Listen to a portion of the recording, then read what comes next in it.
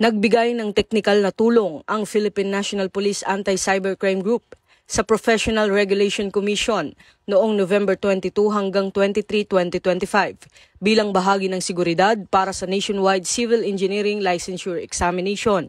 Tinututukan ng PNP-ACG na matiyak na walang gamit na ilegal o hindi otorisadong electronic devices ang mga kukuha ng pagsusulit upang mapanatili ang integridad at kaayusan ng testing process. Ayon kay Police Brigadier General Wilson Asueta, Acting Director ng PNP-ACG, nakahanda ang kanilang unit na makipagtulungan sa iba pang ahensya upang matiyak ang mapayapa at maayos na pagsasagawa ng iba't ibang uri ng pagsusulit sa bansa.